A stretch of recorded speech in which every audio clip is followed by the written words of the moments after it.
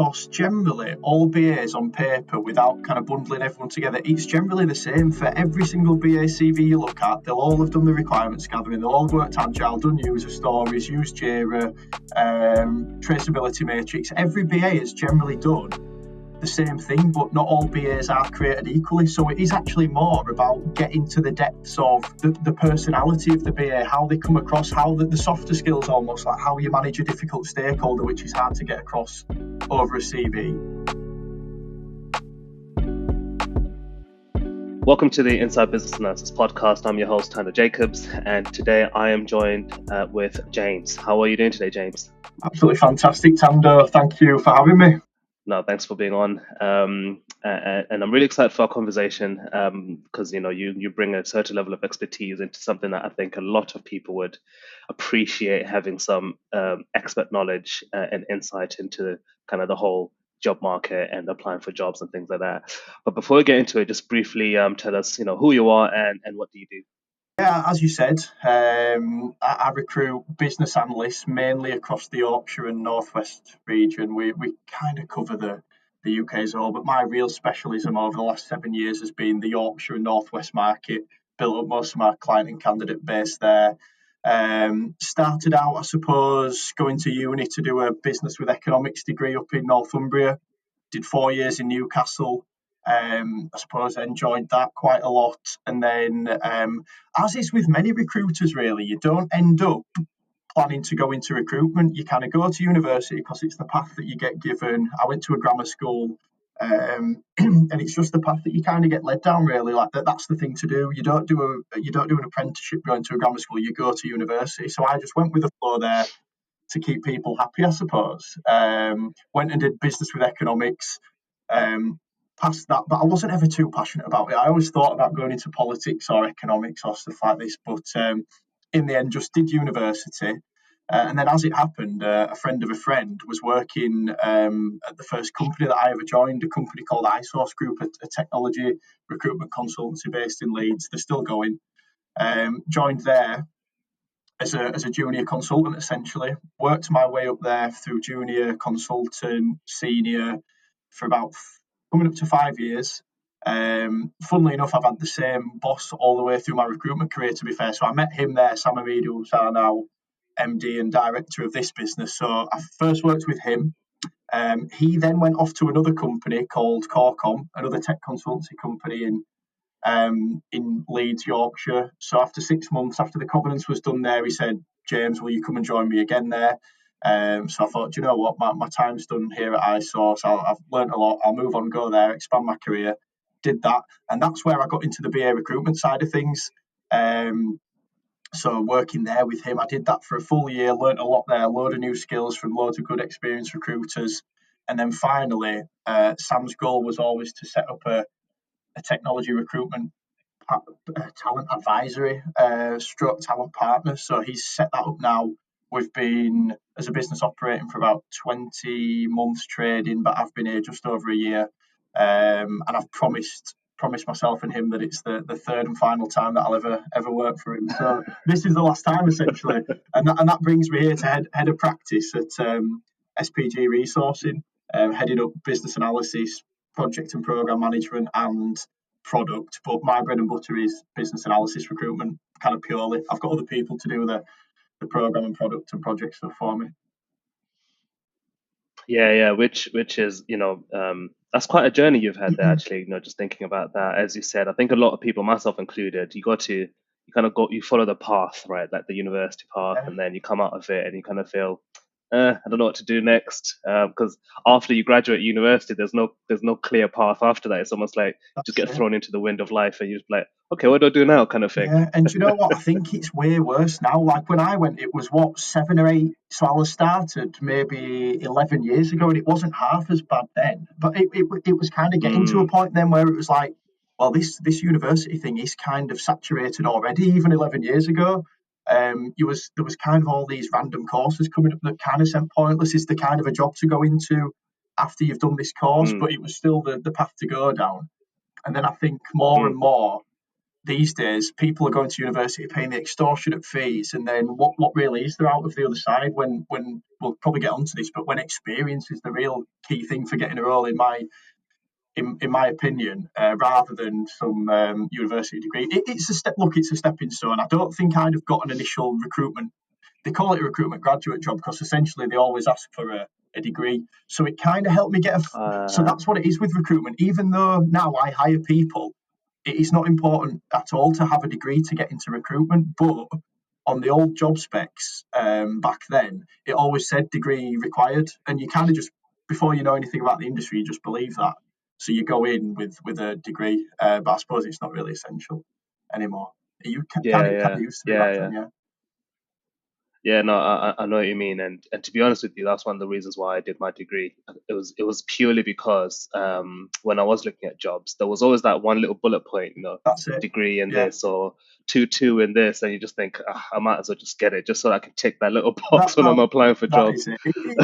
Do you know what it is? It proves a degree almost just proves you can apply yourself for 4 years, hit some deadlines, hit some Yeah. targets, and you've applied yourself for 4 years. It's kind of something. If you've got no experience, it is something. Mm. I'd say, yeah. Yeah, no, I one that. What's one thing that you love about like recruiting for BA specifically? So here specifically, I've worked the architecture market, which is obviously much more higher level. You could say more senior, but not always. But the BA market, I just seem to have really gelled with it because I love talking to the people. The rapport and the bond you can build with a BA candidate seems to be far superior to any other market that I've come across before. BAs generally just tend to be really good people, really nice people who are open to helping each other, building a community, the community side of it as well. Like I'm building a BA leadership community called the Requirements Gathering. That's a BA leadership event, and everyone's just so helpful. Forms kind of splinter groups, and everyone just wants to help and network with each other, which you don't often get that in some of the other tech disciplines. So I'd definitely say Mm, that the social community network aspect of the BA is what I really, really like about it and really kind of gel with you. Yeah, no, I think I can see that because same thing for me when I started my I guess my networking side of things as a BA on business analysis. It was certainly a lot more inclusive and friendly and a lot of approachable people, and a lot more people are willing to help than not. So it's actually a very very good community. So yeah, I agree with you on that front. Yeah. What's the general take at the minute then regarding the job market? Do you think that there's a strong demand sort of for BAs, or are you finding that there's actually a bit of a skills gap where like what employers want is hard to find? What's your general thoughts on that? There's multiple thoughts on this at the minute, and it's actually changing day by day. So, as it stands at the minute in the market, we're seeing a little drop off in kind of most tech jobs, but not BA. So, I'm seeing more BA roles than ever, permanent, mainly permanent, but contract as well. And I think the reason for that is companies are winning big pieces of work and projects, and they actually need a lot of upfront analysis doing to start with to kind of kick these projects off. So I'm seeing, even though I don't like to say there's a downturn or the R word recession or anything like that. I never like to say things like that because when you say it, it can kind of almost make it come true. But at the minute, I'm seeing a massive increase in perm BA roles, certainly in and around Yorkshire and the Northwest. Um, Contract seems good as well. I mainly focus on outside IR35, but that seems good. But then on the other hand, there's a lot of big companies just kind of announcing big redundancies as well. Your Accentures, your and Digitals. There's been loads recently. Obviously, your bigger companies like Twitter, Hmm. Facebook, Meta, all making big redundancies, and what so that brings me on to there's been a salary bubble. So over COVID, you wouldn't think so, but the salaries have gone up and up and up and up, and the demand for BAs has been there, and the candidate supply has been short. So obviously, standard economic supply and demand, salaries have increased, and we've been predicting Hmm. this bubble burst for a while now, but it looks like it's finally going to come to fruition in the kind of coming months because it's a perfect storm with all these other candidates flooding the market from companies that are letting them go.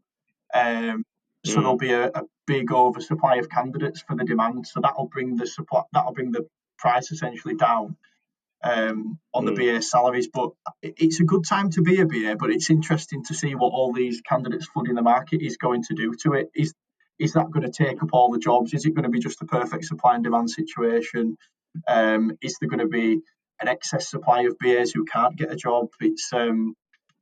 It's all to be seen at the minute, but the general consensus I'm seeing is that the BA market looks as good as it's looked. And it's never really suffered throughout COVID, really. There was a 5-month dip, March 2020, when it first started kicking off. There was a lot of uncertainty then.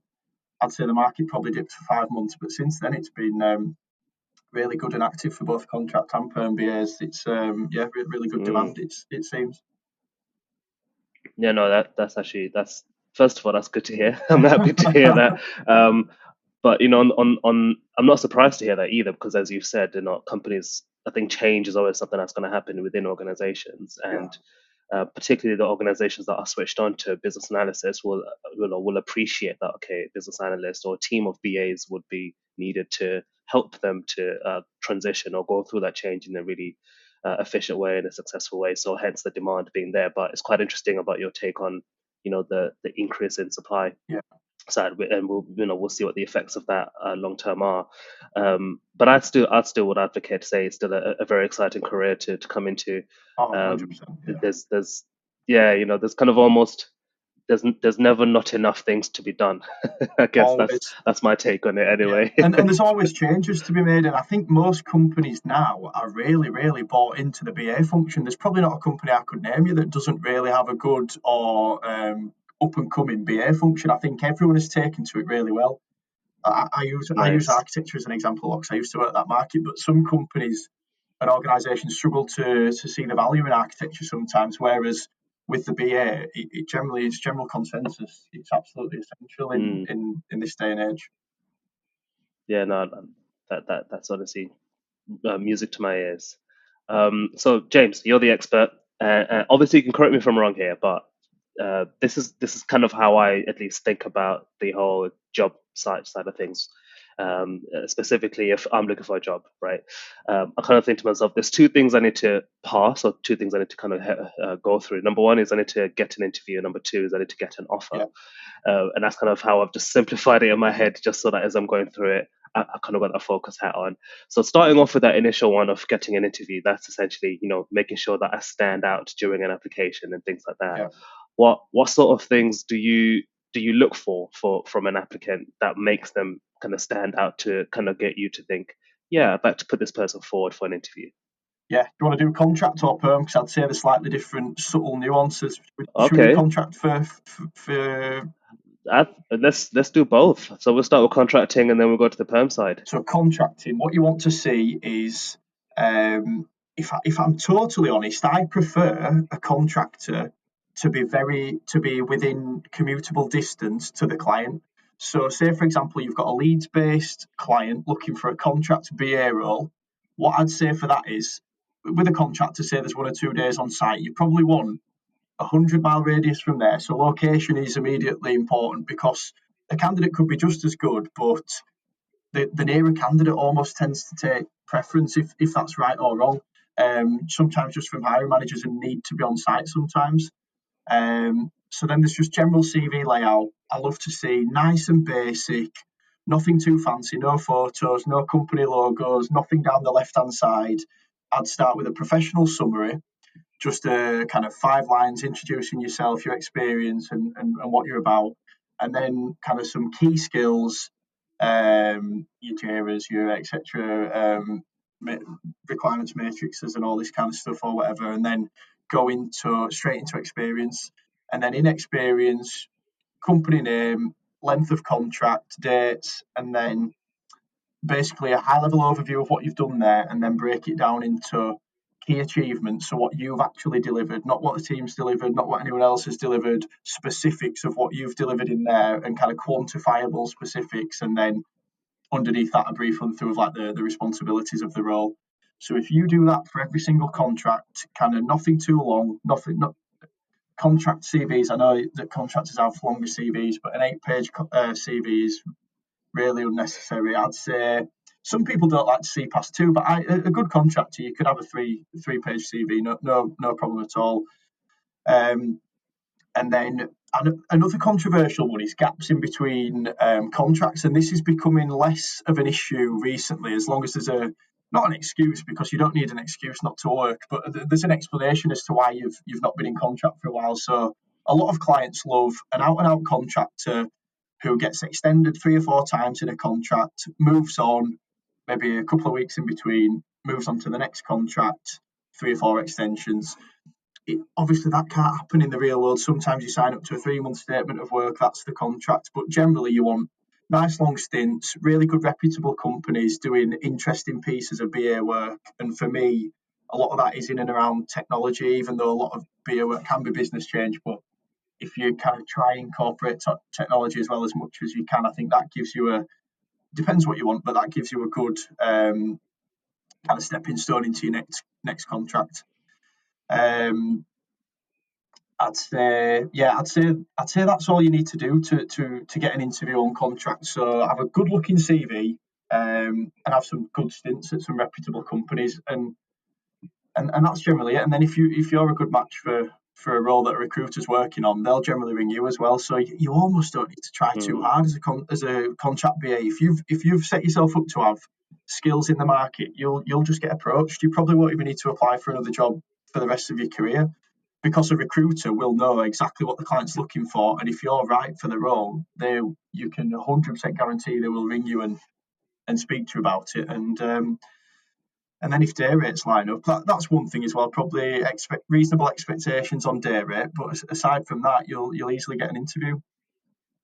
So that's the contracting side. And how about the permanent side? You know what, permanent side, very similar, but again, CV layout exactly the same. But permanent, you probably have to have a little bit more focus on explaining a lot more detail in the current role, longer stints in the current role, and when you're coming up through your career, it's a lot more important to see kind of where you've come from, where you've gone to, the steps you've taken, the progression you've taken.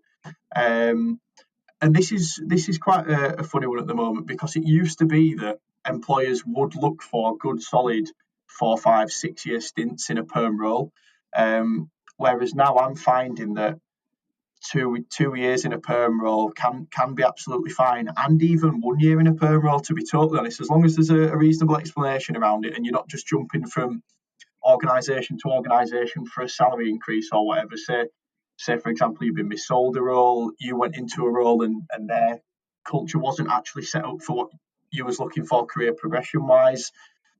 You can actually move on after a year, because I speak to a lot of perm candidates who I have a perfect role for them. They've been in a role for 1 year, and but they don't actually like it, and they're like, look, the role you have sounds really good, but I don't want to move and affect my CV and career by moving on just after 1 year. And I've consulted a lot of people recently saying, look, if the role's not right for you in this market, you don't actually have to be held back not enjoying the work for that reason. It's quite an old school way to look at it now, but there is still some of that in there, where if a perm is jumped around every year or two, they may struggle to get an interview, but generally that's moving away now as well. So I'd say the key difference for a perm is just length of time in the role, and delivered some really, really good pieces of work, and be able to really show the value that they've added to the company as well.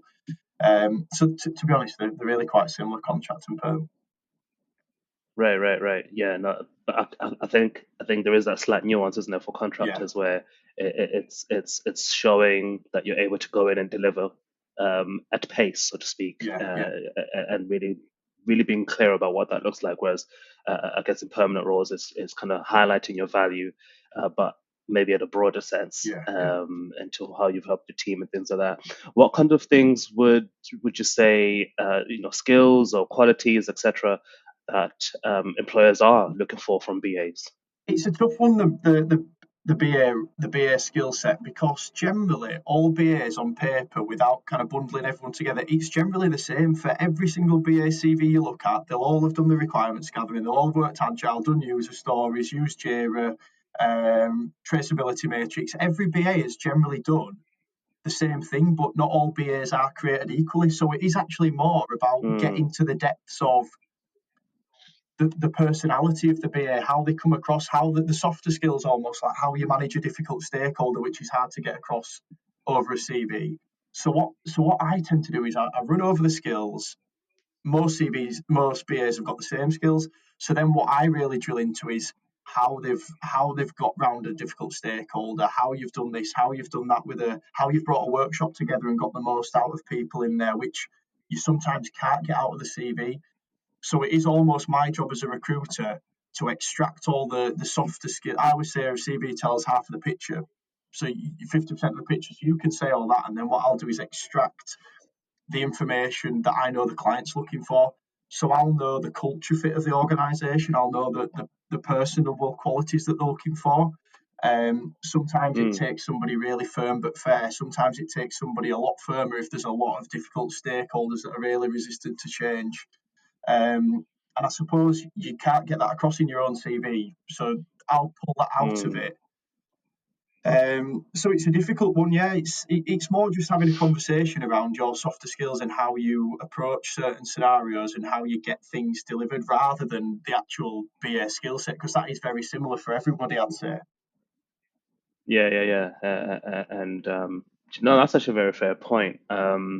Which is quite interesting because when you're looking at, say, job specs, you kind of see sometimes different flavors of BA. We got like, I don't know, agile BA, process BA, tech BA, data business analyst kind of thing. And you kind of, and I guess it kind of gives off the impression that they are very different roles. But actually, what you're saying is that the underlying factor of Yeah. all of those different types of roles is that you do business analysis activities really well, Do you essentially. know what? You make a really good point there. The data BA role's been coming up loads more. Do you know what? The data BA role probably is one to itself where you do probably need actually a.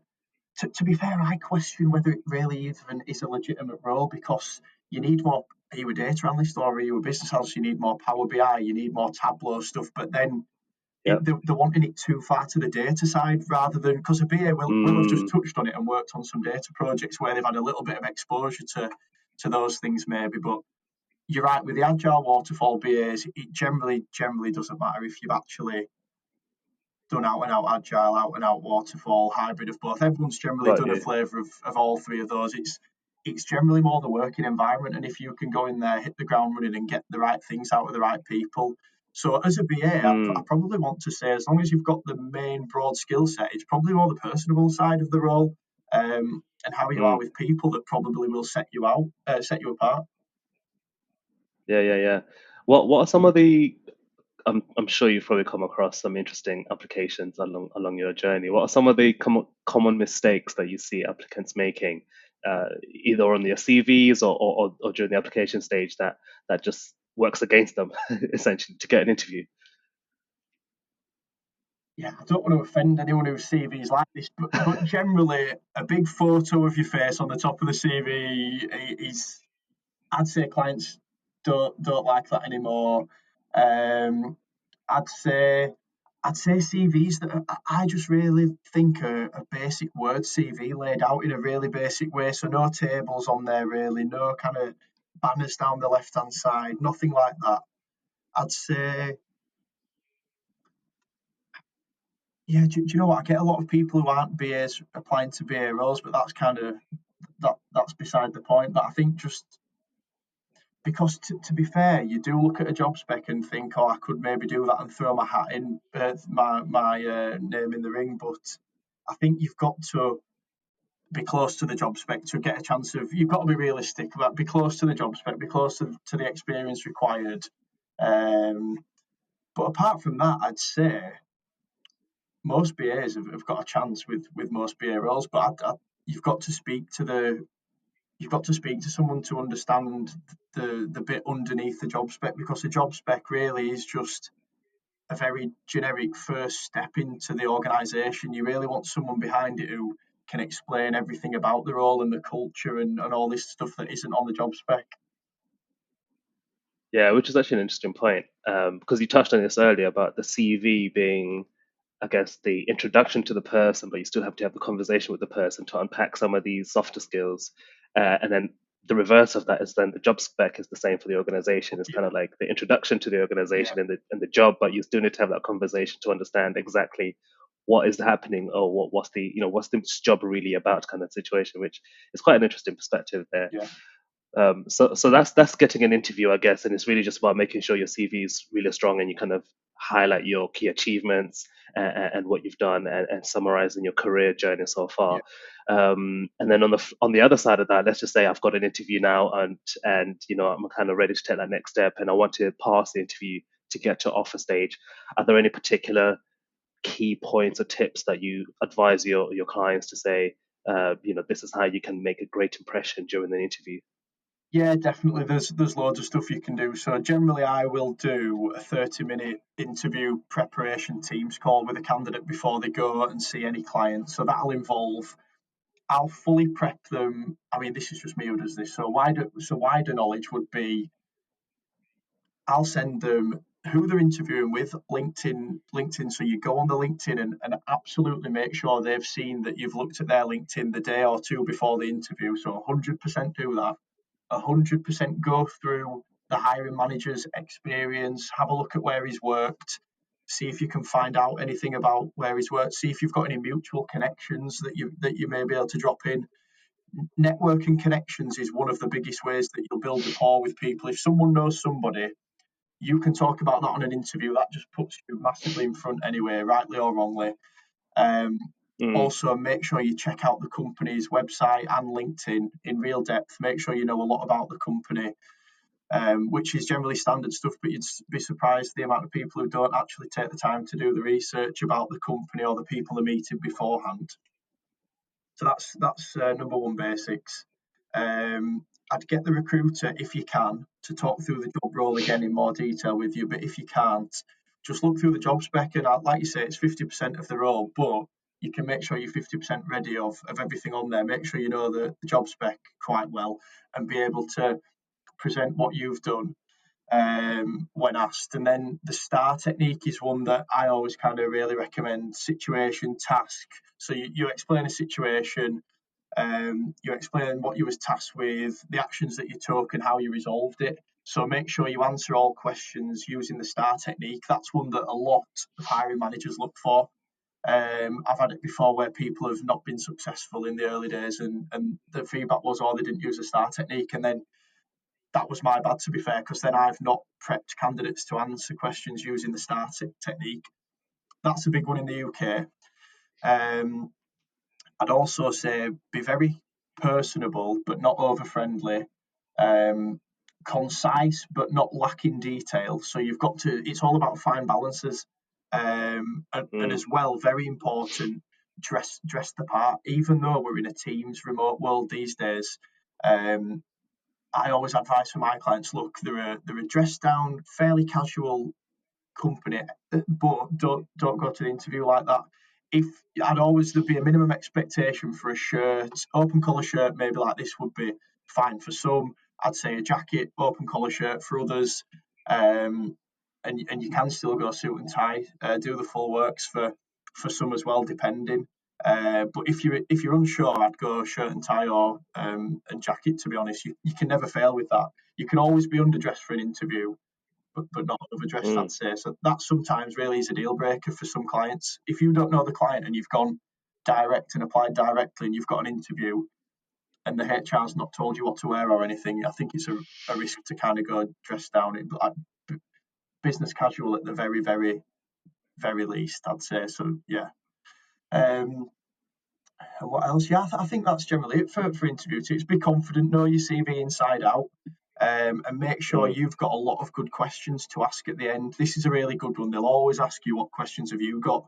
And for me, really killer questions that I've kind of got a lot of candidates across the line with is, the candidate should ask the client stuff like really kind of open, thought provoking questions. So, what makes you get out of bed in the morning to come to this role? You've been here for the last 10 years. What is it that you like about the culture? What is it that you like about the role?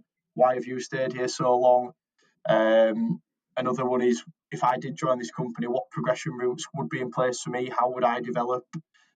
Just showing you really kind of engaged and keen to progress and keen to develop yourself, and that always looks good. Um, so I'd say, yeah, those are my interview tips. mm. No. Really, really good tips there, and I do like you've thrown in quite some specific tips there, rather than just kind of generic stuff, which is actually really useful. Now, you touched on LinkedIn during your answer. What what would you say? Would you say that everybody needs a LinkedIn profile and everybody should be using a LinkedIn profile, and would that help them on this, journey of getting their job, so to speak? 100%. I think these days most jobs are filled on LinkedIn. I want to say a lot is moving away from your job boards. Don't get me wrong, I don't know the stats off the top of my head, but in my experience, most jobs will be filled via LinkedIn. So companies will advertise their roles on LinkedIn, recruiters will advertise their role on LinkedIn, and recruiters can also get hold of you through LinkedIn email as well, which is a really good tool these days to really find the best quality candidates, I'd say, to find the best passive talent.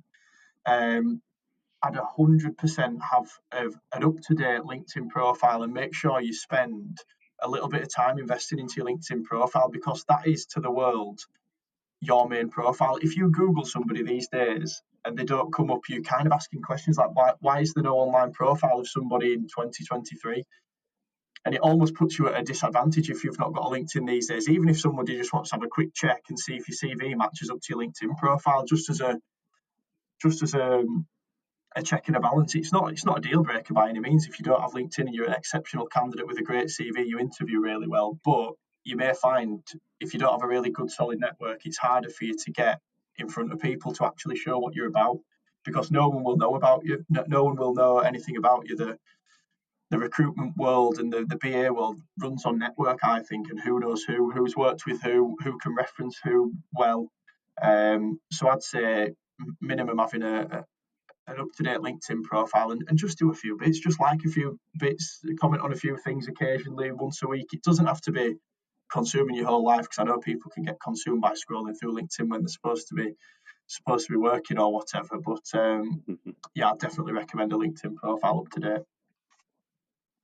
Yeah, yeah. No, I have to say it's quite a strong point you've made about having an online presence essentially, and I've definitely started to. I had to make a switch in my mind, I guess, Yeah, in the way I view LinkedIn. I kind of don't see it as like just another thing like Instagram. Is actually the way I see it is, it's almost like my CV but online. So if people do want to just see what I'm about, rather than them asking me for my CV, they just go on my LinkedIn profile and never look, and that kind of gives them that initial, yeah, I don't know, sense check, so to speak. And then if they like what they see on LinkedIn, chances are they might then reach out to me directly, and then kind of start that conversation a bit further. So that's kind of how I see it anyway. So, but yeah, I do agree with you on that front. Are there any other resources that you recommend people kind of take advantage of, particularly job seekers in their search for a new role in the BA world? no, so you've got your job board, so you'll upload your CV onto a job board. Recruiters will call you there if they think you're suitable or if they want to just build a relationship for the future. Um, you can also apply for jobs directly through the job boards, and you've got LinkedIn, same again, and then another one is candidate networking events, kind of specific ones. I'm going to start BA candidate workshops. Just to get to know your passive network. You don't necessarily have to be looking for a job. You can be looking for a job, but if you go along to these things, build offline relationships and networks, I find really works well. You get to speak to people in Mm, real life. You can do in real life what you can do, what you can't do in 10 Teams meetings. If you go and speak to a group of BAs in real life, I think the value of that when you're looking for a job is kind of way superior to applying to jobs where you've got 50 BAs applying to roles and you might just get um, just overlooked. But if you go into a room and speak to people and you've done some networking, got your name out there, shook some hands, built a few relationships, got a few mobile numbers, that'll pay dividends in the years to come for your career rather than just applying for roles. Obviously, you can do both, but yeah. yeah, no, that's a very good point about networking.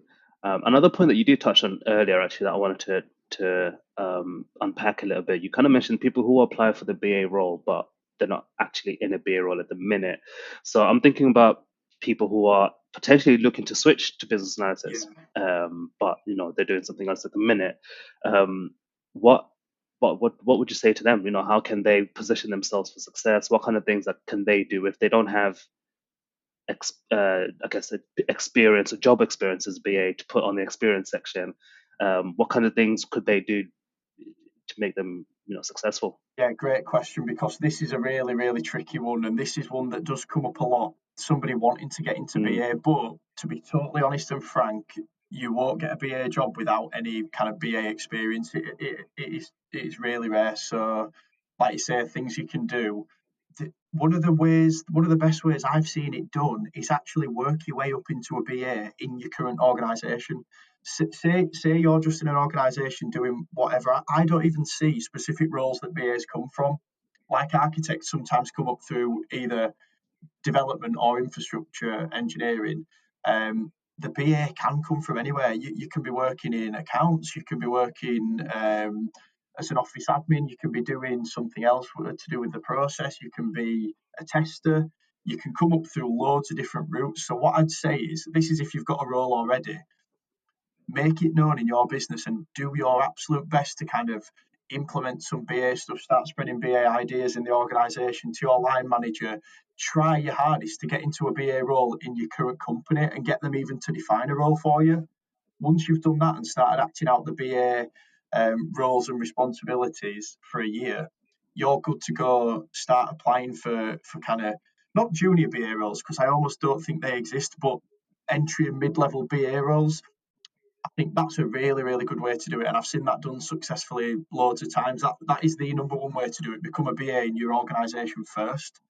Um, Other ways to do it, there are BA apprenticeship schemes. I know, for example, DWP runs a good BA apprenticeship scheme. They take on tens of BAs a year to do that.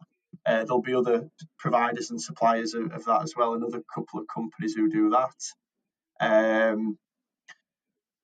I'd say that's a good route. And then controversially, I'd say it's probably not even worth spending the money on the certifications like the BCS and the IIBA before you're a BA, because those certs alone won't get you a BA job.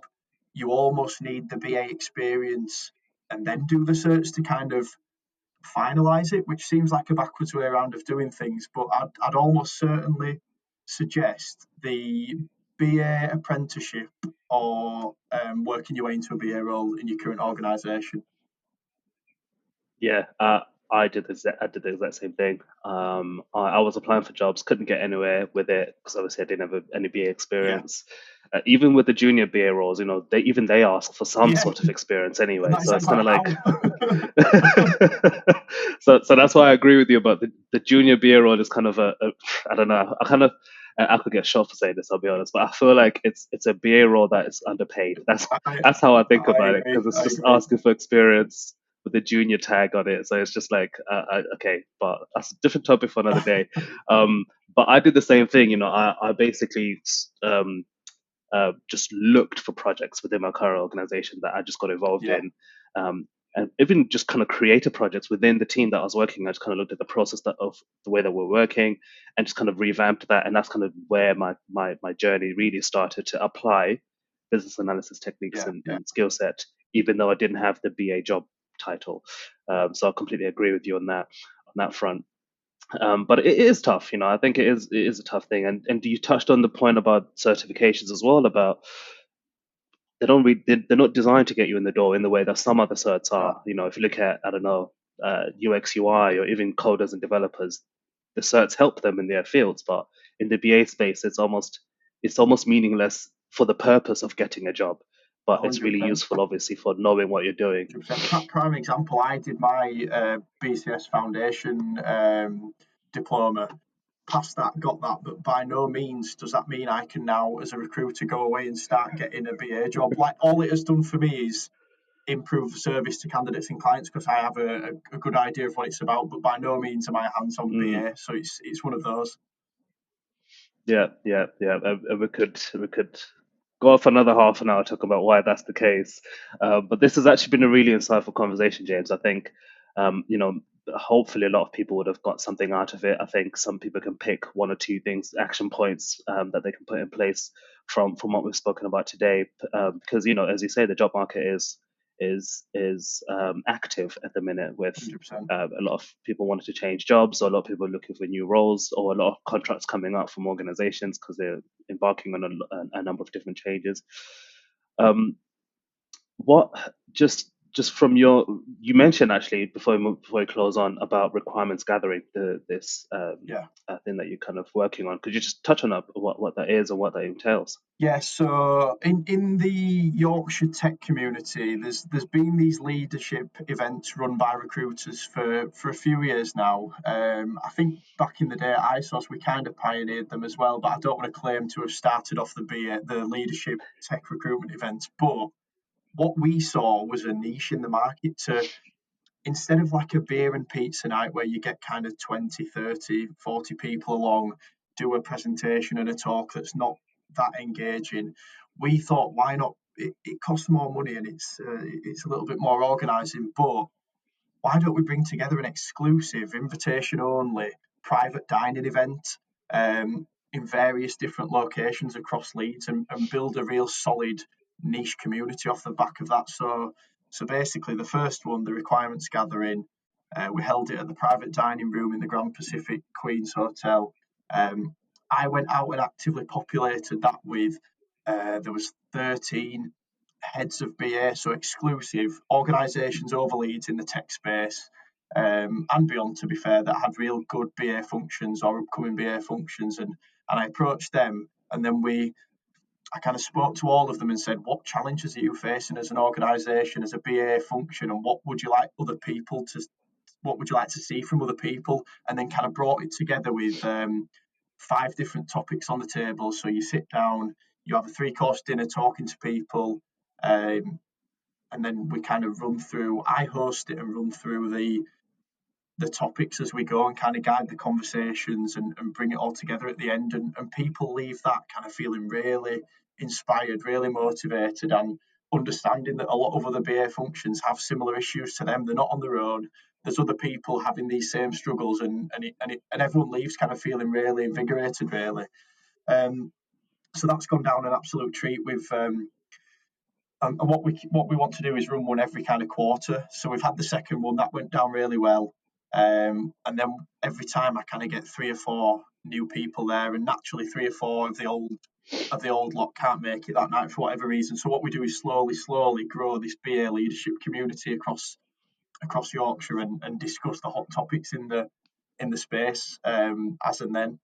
So I think the next one, I've had conversations with principal BAs at various places across Leeds already about how ChatGPT is going to affect BAs in their work and in their roles, and things like that. So that's one idea for the next one as well. So yeah, that's it's Mm, an invite only event, so you've got to be on a really exclusive list of people that get approached to come to that one. But yeah, nice. No, I think it sounds like a very good space nonetheless. To have that community, to have these kinds of conversations, particularly with people who are, I like the fact that you're working with people who are decision makers that's it. Yeah, essentially yeah, in their space and in their organizations, because they what they decide or the way that they lead the teams will then obviously trickle down to the rest of the BA teams and the wider BA community at large. So it sounds exciting. I'm just a bit gutted that it's an invite only thing, because I was just about to say how do we join in ourselves, but Tom,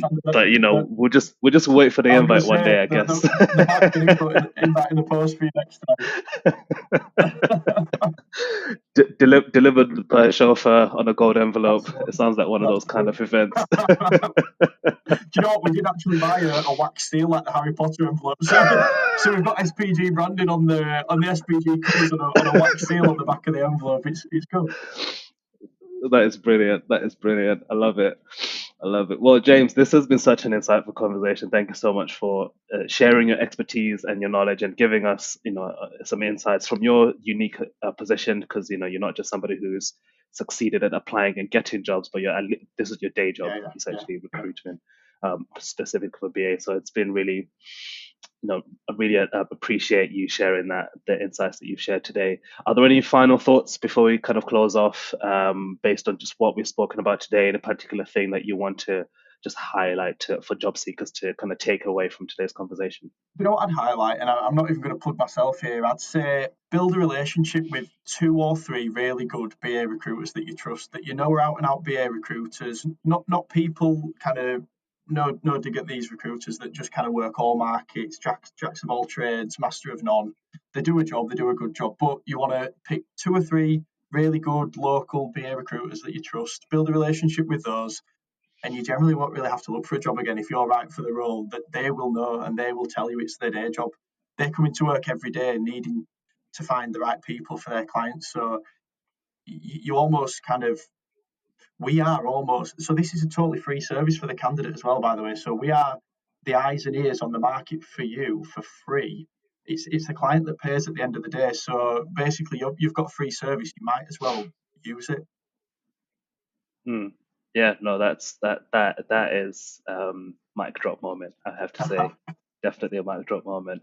I've never thought about recruiters like that, Yeah, but I yeah. think It's a free you've service. definitely you've definitely yeah, you've definitely given me a very insight, a different perspective on it. So for those people who are listening to you and saying, I want James to be my or one of my 3 recruiters, where can they best find you? How can they connect with you? Find me on LinkedIn, James Hill, SPG Resourcing, pretty easy to find, or go to spgresourcing.com.